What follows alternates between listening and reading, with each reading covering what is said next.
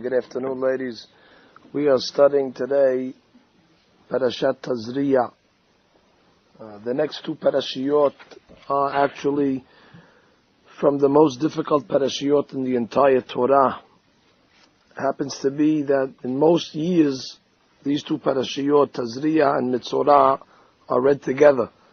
But this year, because it's a leap year, so all the parashiyot are read separately. So this week is Tzaria, next week is Mansour, so it makes it doubly difficult to talk about each parashah individually. But we'll try, Be'ezat Hashem, just to make some of the important points that have to be mentioned. The main theme of these parashiyot are the laws of Tzara'at, the laws of leprosy.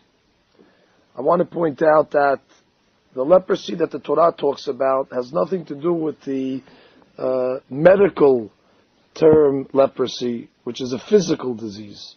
The Torah's tzara'at is a spiritual disease. Although it manifests with skin discoloration and different colors that appear, whether it's on a person's walls of his house, on his garments, or even his skin, but it stems from sin. It's not because something he ate, or because exposure to the sun, or something like that. It's because of specific sins. It's a spiritual malady. And the Gemara lists 7 different sins that cause tzara'at. Of course, the most famous out of the 7 is Lashon Hara.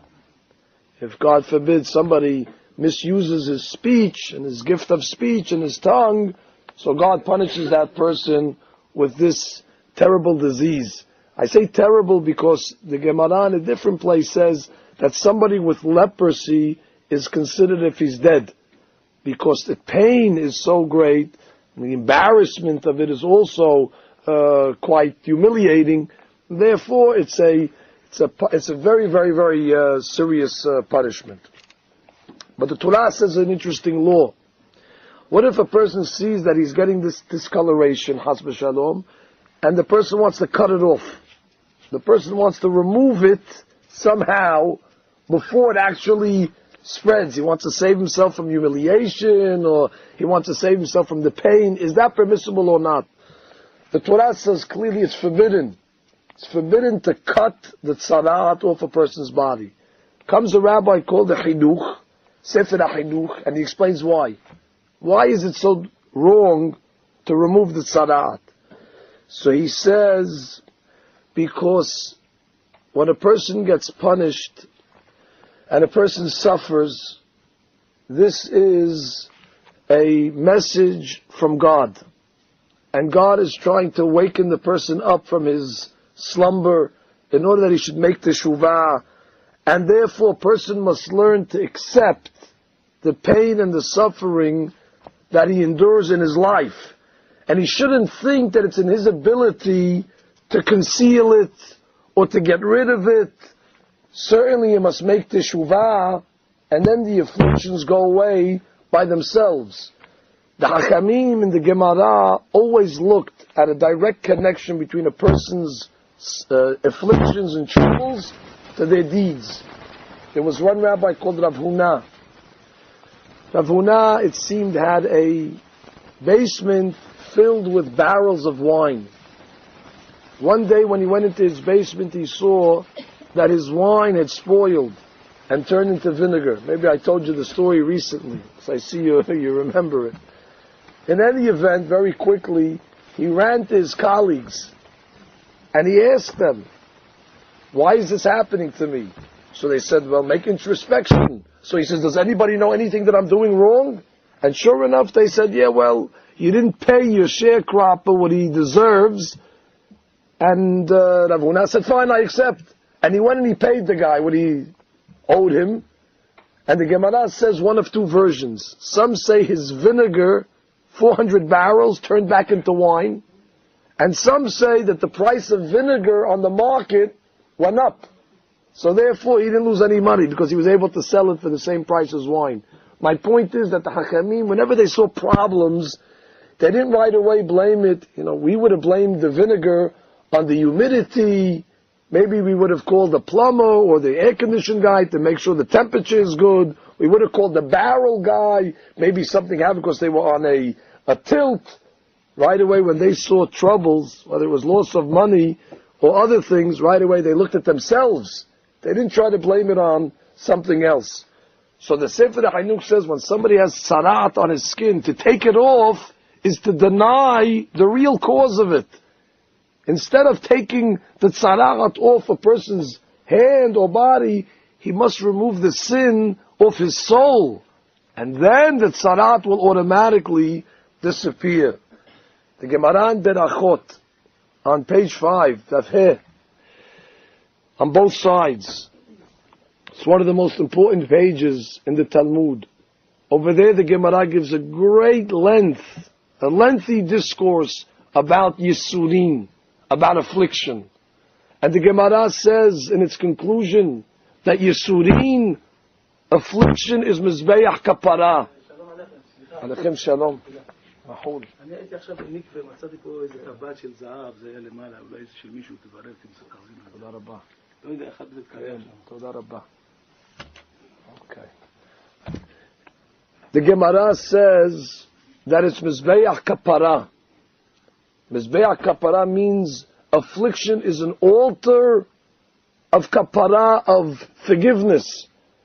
That every time a person suffers, no matter how minimal or how major, it's kapara for him. In that sense, it's good. Hakamim give an example. A person has to pay for his misdeeds.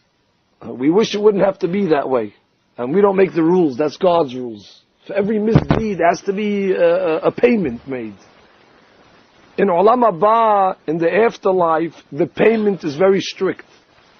But one that has the merit to pay for his misdeeds in this world can get off cheap. It's almost like bankruptcy. If a person owes $1 million, if they make him pay the full $1 million, it'll break him. But bankruptcy allows him to pay 10 cents on the dollar. And it's considered clean.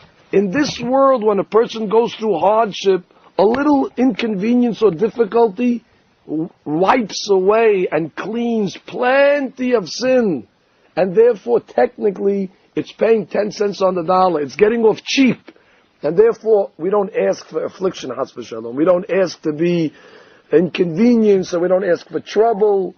However, when inevitably it happens, because there's no person in life that lives a full life without some sort of difficulty and some sort of hardship. Everybody, from the greatest tzaddikim to the most simplest of people, all have their trials and tribulations in life.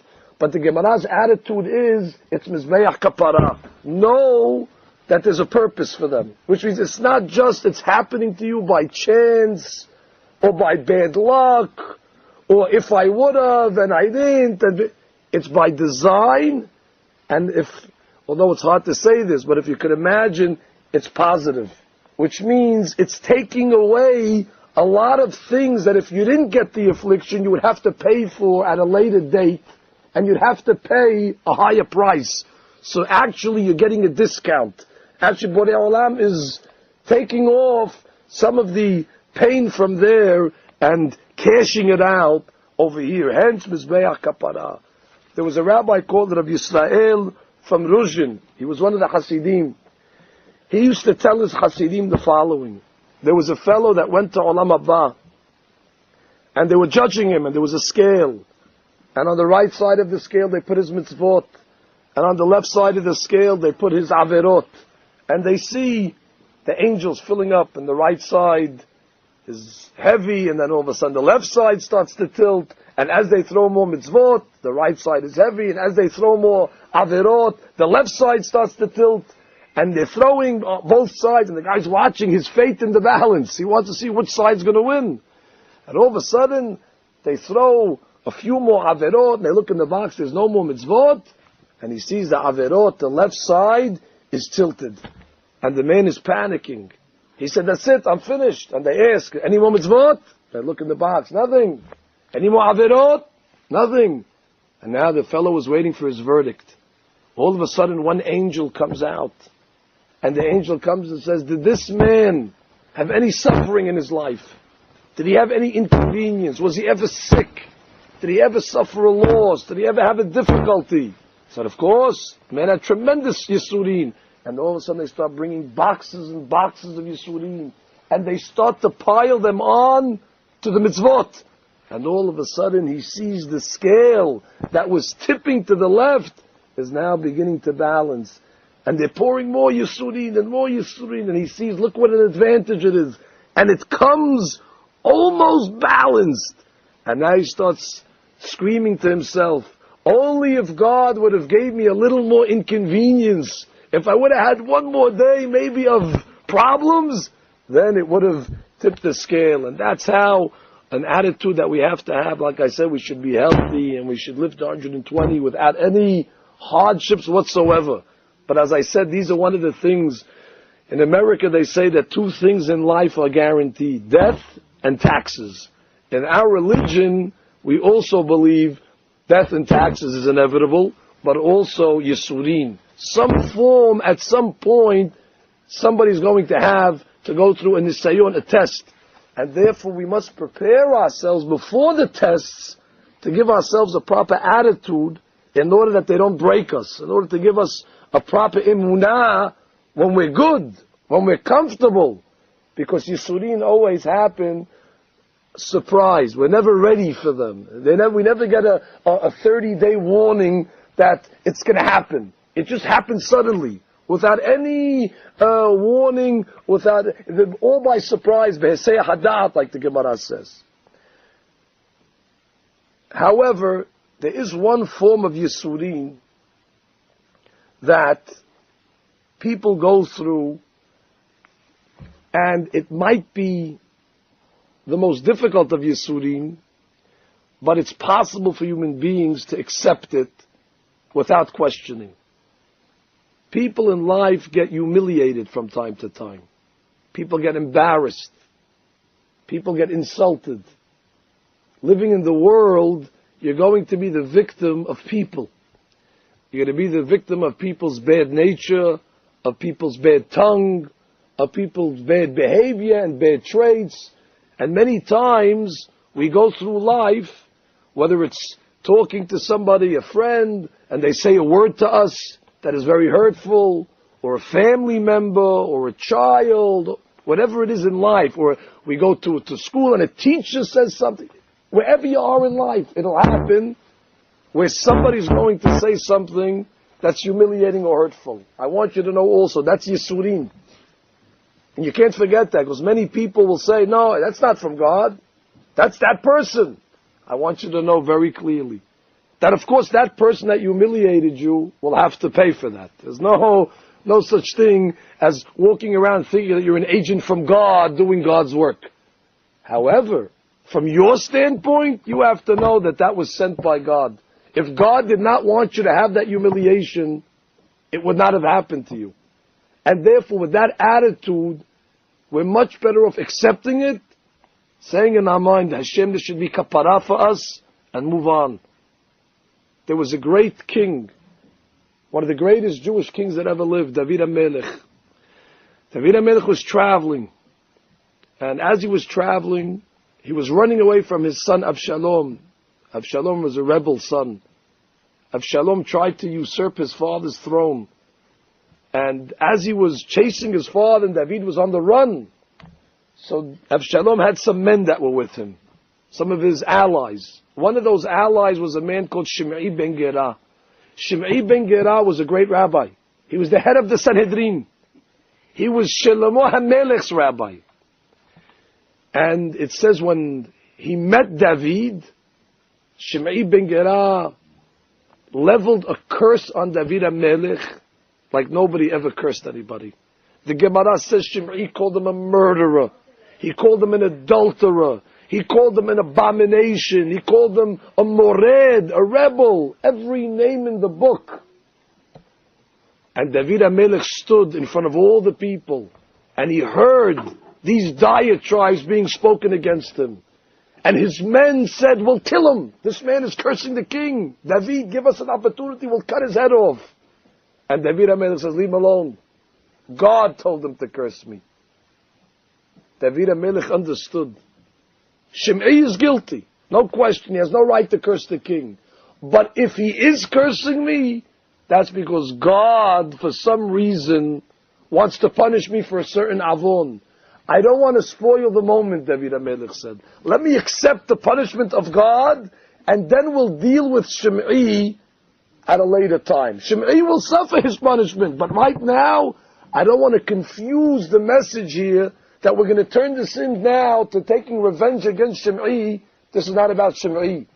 God's talking to me through Shimei, and therefore let me accept it. Let me make teshuvah.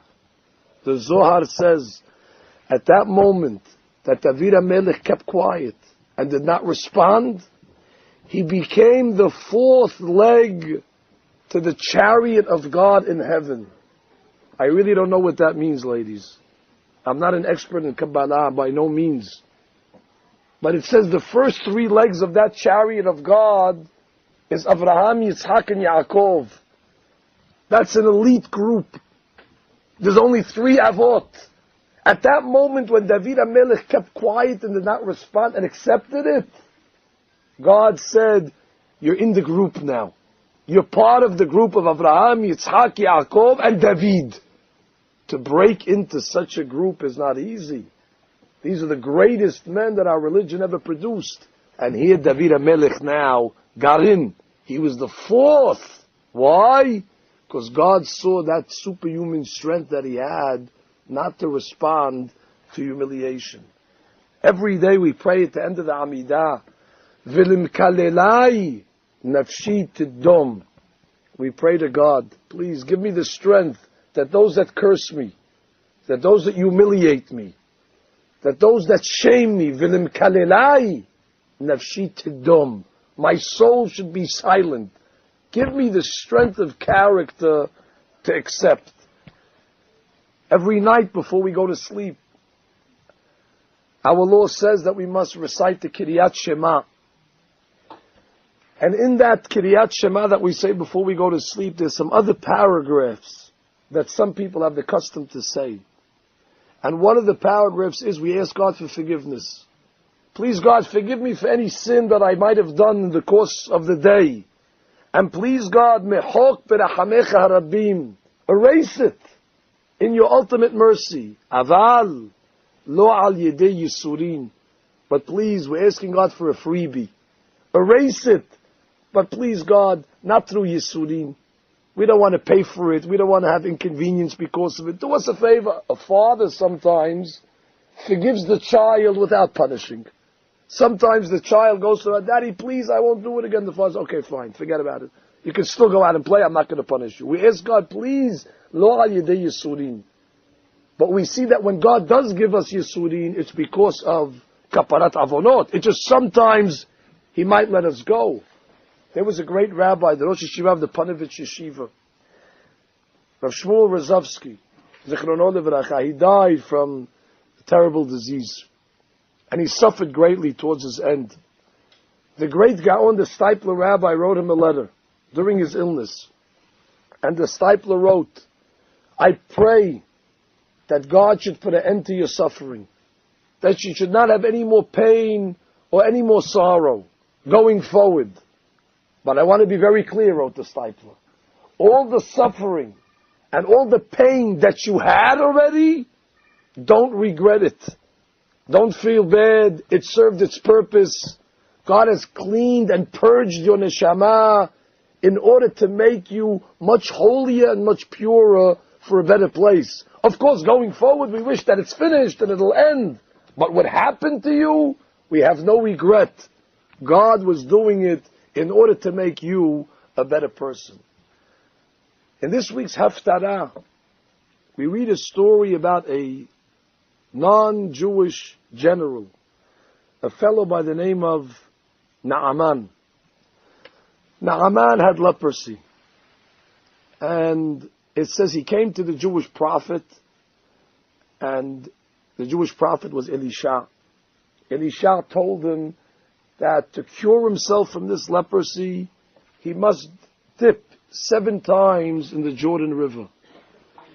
Originally, Naaman hesitated, and he said, what does it mean? We have better rivers in Damascus. Why do I have to go dip in the Jordan River? He was skeptical. He didn't believe it. So his men that were next to him, his advisors, said, Naaman, don't be stubborn. What does it cost you? Just go dip 7 times, take a bath in the Jordan River. Worst comes to worst, you won't get healed. So what big deal? So you took a bath? Next.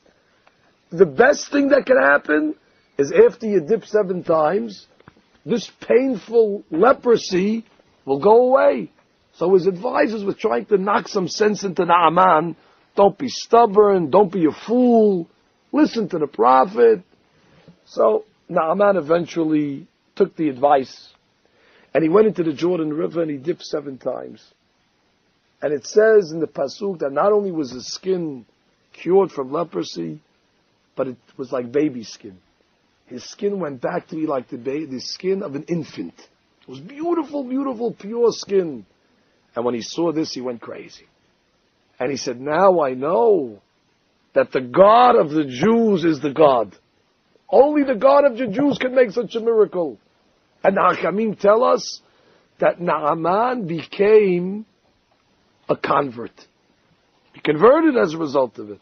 Not a full convert, but a convert that's called Ger Toshav. But it's a convert.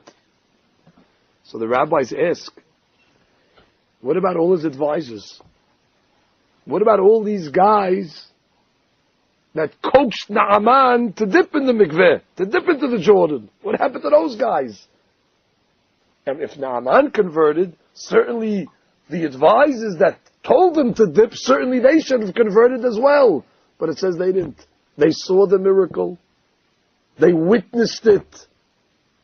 They pressured Naaman to dip in the Jordan, but at the end of the day, only one man walked away, a better person. And who was that? Naaman himself. Says the rabbis, why? What was the advantage that Naaman had that they didn't? And the answer they say is, because Naaman had leprosy. Naaman felt the pain. Naaman was suffering all his life. And once he was healed, he was able now to be gracious enough and understand that it was God that cured him. Those people that had an easy life the whole time, so the miracle didn't speak to them. And therefore we see from here another lesson about Yisurim. When people go through difficult times, there's a rule. All difficult times pass. There was one king that used to wear a ring with the letters Gimal Zayin Yod. What does Gimal Zayin Yod stand for? It's not a word. Gazi is not a word. So they would ask him, what does this mean? He says it means Gam Ze Ya'avor. This too shall pass. And he said, how do you use this ring? He says, well, whenever I win a war and we collect the spoils and we're feeling in a good mood, I look at the ring and I say, Gam Ze Ya'avor. This too shall pass. Life is not always winning. Life is not always victories. Life is not only collecting spoils. And then when I come back from a defeat, when I lose a war, I look at the ring and I say, Gam Ze Ya'avor, this too shall pass. Which means life is not only about defeats and problems, there's good things also. After every night comes the morning. But after every morning also comes the night. And therefore life is a cycle. There's good times and there's bad times. And through the bad times one must remember this too shall pass. Yisurin is a certain period, and it's measured by time, and after that time is up, Borei Olam makes a gezerah, it's over, and it doesn't last a second extra, nor does it end a second earlier, and therefore, person has no, it's almost over, it's soon going to finish, Gam Ze Ya'avor, and then when it passes, now he has the advantage to get closer to God. Thank you, God, for redeeming me. But only because he had the Yisurim, now when he's redeemed, he gets closer. Because he has something to celebrate about. Naaman got closer to God because he felt the pain of Sarat on his body. So when he got better, he said, now I have to convert. All those other advisors, they didn't feel any pain on their body. They saw Naaman come out clean, they said, oh wow, unbelievable. That's it. They went back to their merry way. So Yisurim also are a springboard to get closer to Borei Olam. It's an opportunity that God gives the person. It's like a Maybe this is a good example. I didn't think this out, but maybe it's a good example. When a father hits his child, at that moment the relationship is strained. The child is upset at the father is upset at the child, and then after a while the child or the father starts to feel bad. He sees his child upset, he hit him when he was angry, etc., and now the father wants to make reparations. So what does the father do? He goes to the child and he talks to him and he caresses his cheek, and the child still's a little upset, and he might take out a candy, and the father says, I love you. Daddy only hits you because he wants to teach you, and it's not because you're bad, etc. And now the child warms up a little. The father says, come, I'll take you for a ride, we'll go for a walk. Comes out from that hit, the relationship of the father and the son now ends up becoming stronger than it was, because now they have to heal, they have to make amends. And that's the same thing with Yisurim. During the Yisurim, people feel as if they're getting attacked by God. It's very difficult. But then when it's over, then Borei Olam says this is a time of nehama. Now it's a time of consolation. And now it's a time for the person, and God himself comes down closer, and the person gets elevated. Of course, it's a positive light looking at why Yisurim happened to a person. In our Parashat, it also talks about a lady giving birth. Whether she gives birth to a boy or a girl. V'yaleda zachar or nekeba. Either she gives birth to a male or a female. The Torah tells us the different laws. How many days is she tameh, teme'ah, when does she has to go to the mikveh, etc. Also complicated laws. Incidentally, many of these laws still have applications today. Our children, before they get married, they are taught all the laws of family purity, of going to the mikveh, etc. And all of these laws are actually derived from this week's Parashat. The Gemara in Nida tells us about some of the wonders of childbirth. And we might take them for granted, but it's clear that if somebody would just recognize for a moment what the miracle is, that from nothing, from a little drop, all of a sudden is created a human being, that everybody's roots come from the most humble roots, from nothingness, from a little egg that's fertilized, that at the time is microscopic, that on a picture of a sonogram, it's hard to even see where it is. And from that little egg is formed the most complicated and complex machine called the human being. It is mind-boggling how it happens. And as much as the scientists have figured out today, they admit that they're just at the tip of the iceberg of what is going on with the creation of human beings. The Gemara says, just think about it. The lady's temperature, body temperature, like our temperature, is 98.6. Now 98.6 is relatively hot for an infant, for a baby. That's 100 degrees. That's hot for a baby. But miraculously, the baby in the mother's womb is living in 98.6 temperature and does not get boiled, Hatz v'Shalom, does not get damaged, does not get scolded. The Gemara says the lady who's carrying the baby stands upright, and miraculously the pressure of the baby is down, but it stays in. It defies gravity. The Gemara then goes on to say that throughout the 9 months in the womb, the baby's mouth is sealed. Miracle of miracles. If the baby's mouth would open even a drop, Chas v'Shalom, all the liquid would go into the baby's system and would not be able to live afilu sha'a achat, even for 1 moment. But isn't it amazing? The second the baby comes out and its lips feel the air, it opens its mouth. Not a second early. If the baby's mouth opens up a moment early, Chas v'Shalom, it's disastrous. How does the baby know exactly when to open its mouth to start breathing. Miracle of miracles. The Gemara says that whatever the mother eats and whatever the mother drinks goes through the umbilical cord, which is attached by the belly button of the child, we'll call it. The Gemara calls it the tabur, and it goes through the child.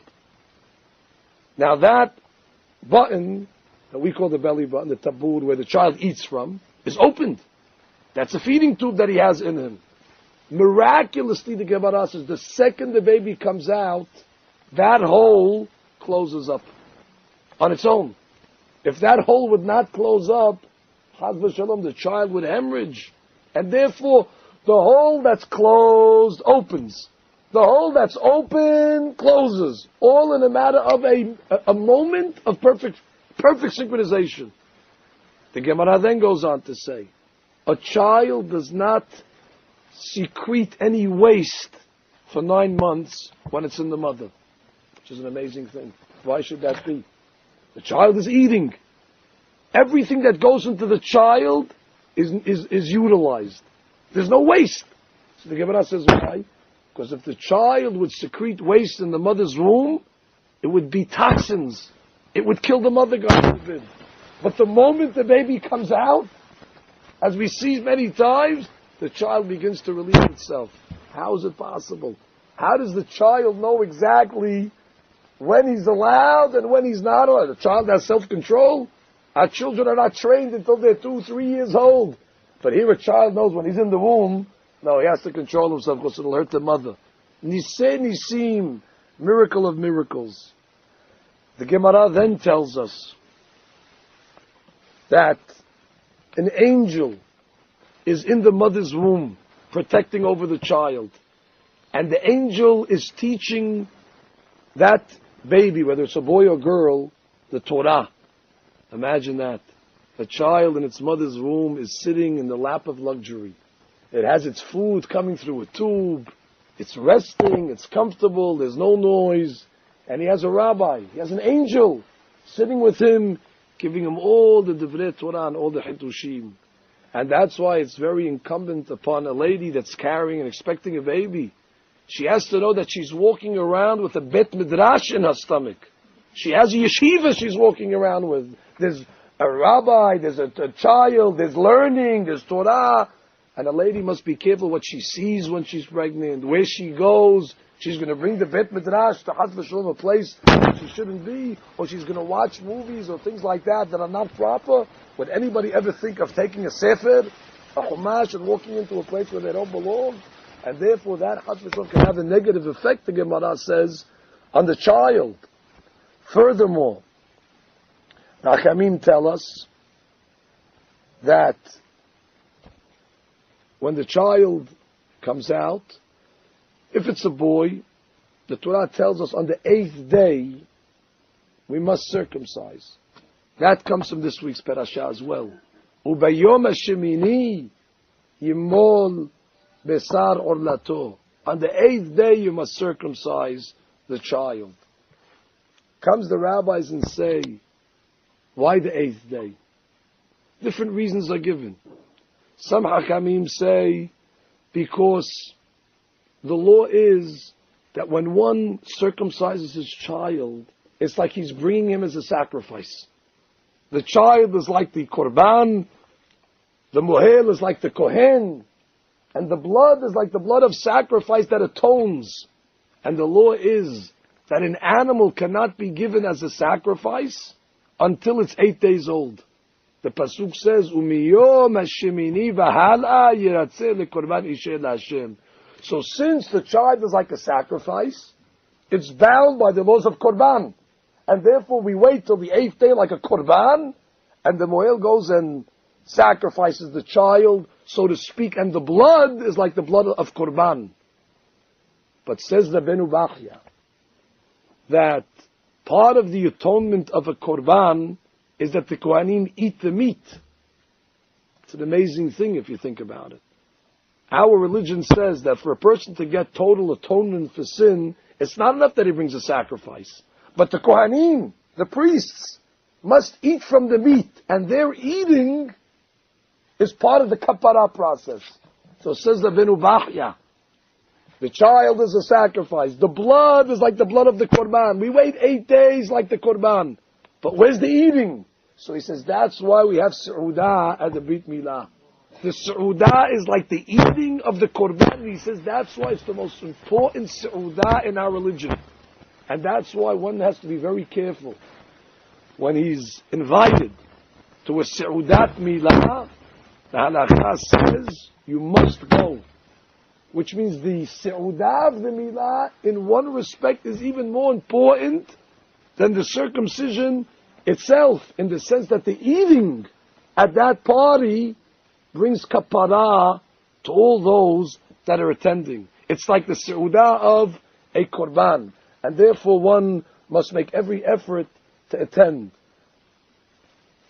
Hachamim tell us that Brit Milah is one of the few mitzvot that have stood the test of time.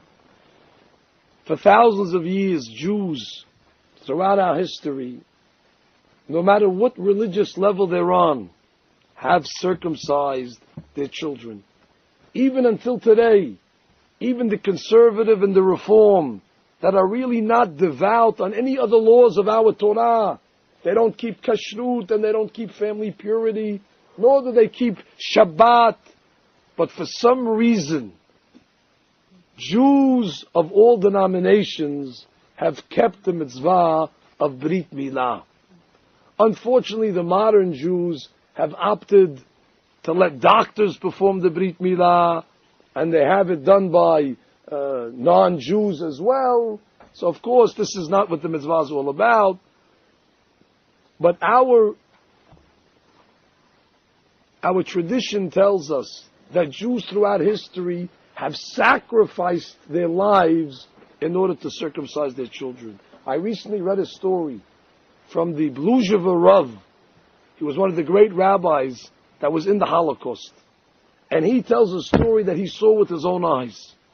He was in a slave labor camp, chopping wood. And all of a sudden they heard screaming. And everybody in the camp realized what was happening. The Nazis, from time to time, would take little children, God forbid, away from their parents and have them executed.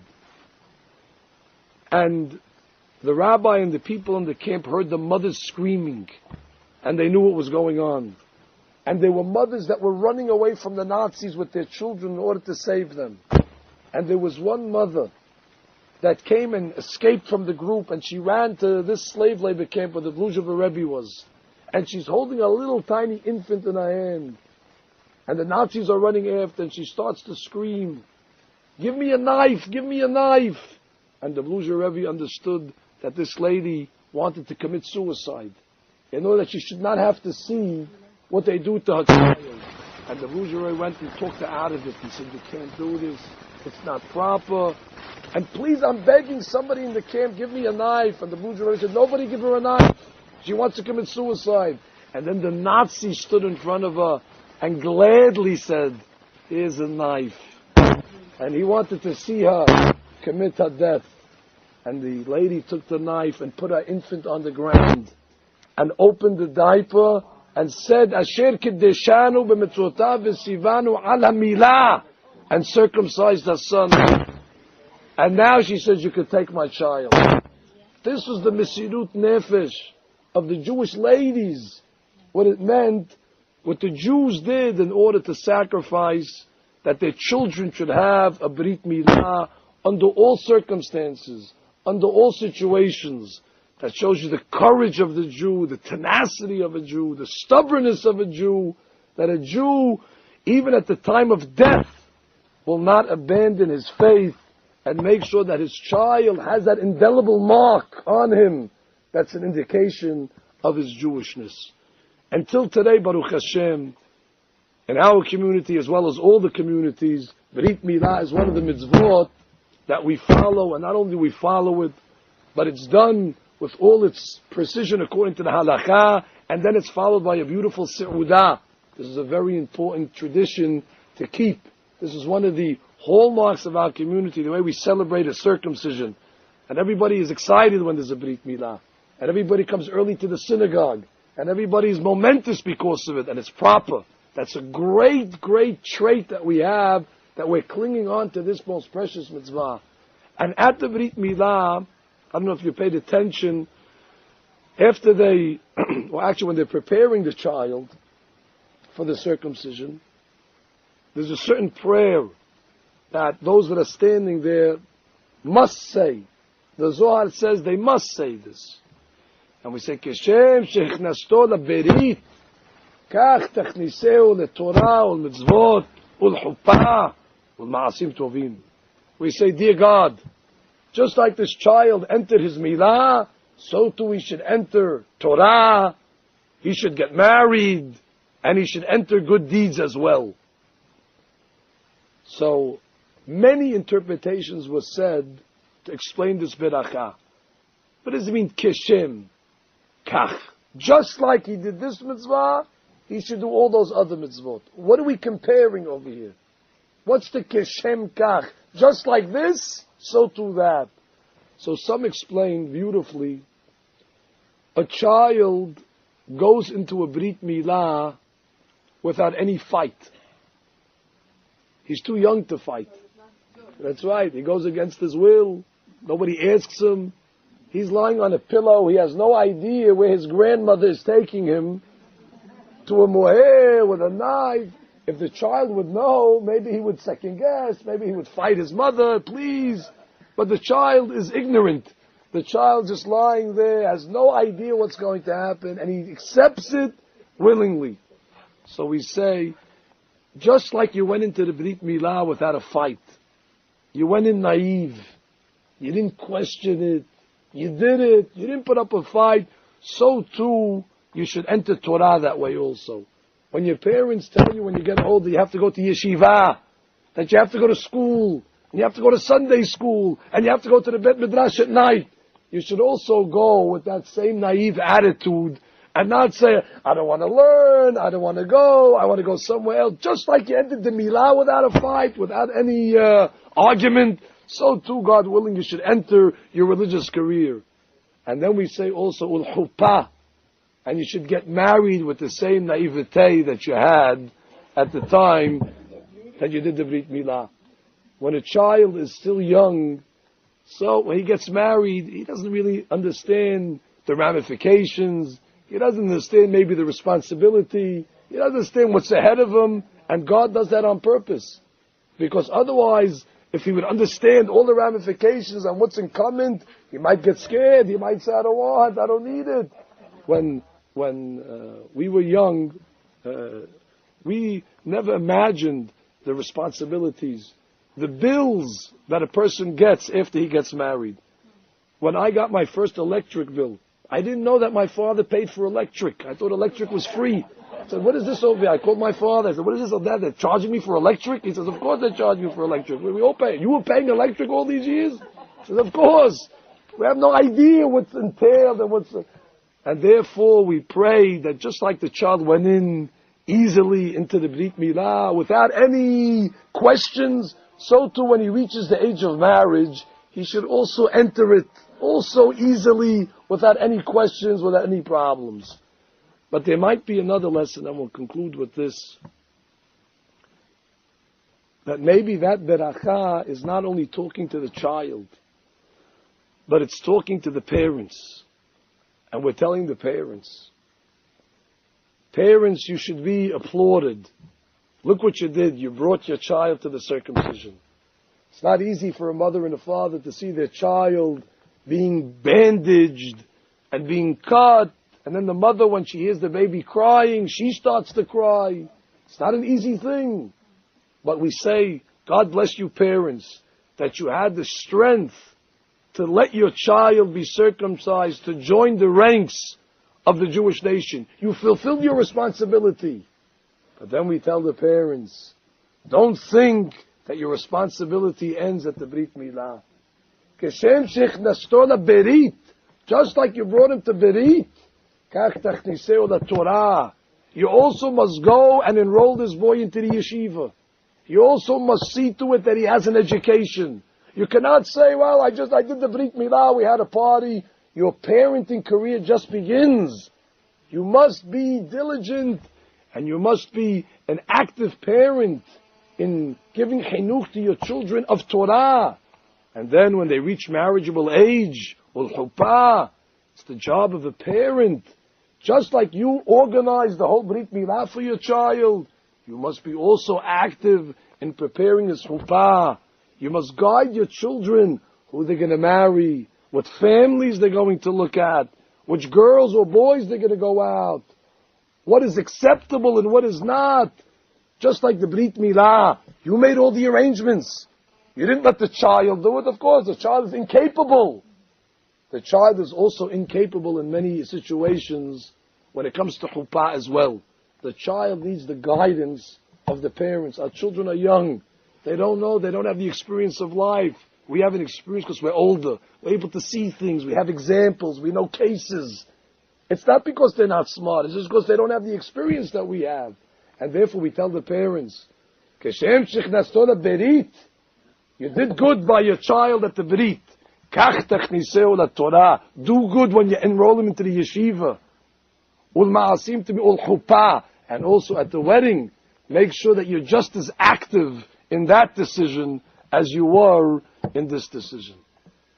But I will really tell you in conclusion what the doctors say regarding the Brit Milah. I recently saw a study. In the body, there's certain enzymes that are called coagulating agents. The coagulating agents, God forbid, if somebody has a cut, so immediately it clots.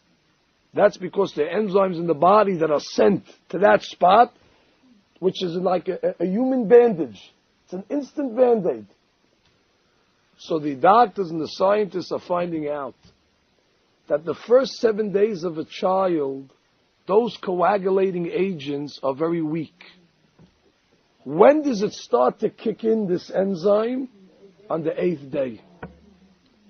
We shouldn't be shocked because we know if our Torah tells us, Ubayom HaShemini, there's a reason why it's Yom HaShemini.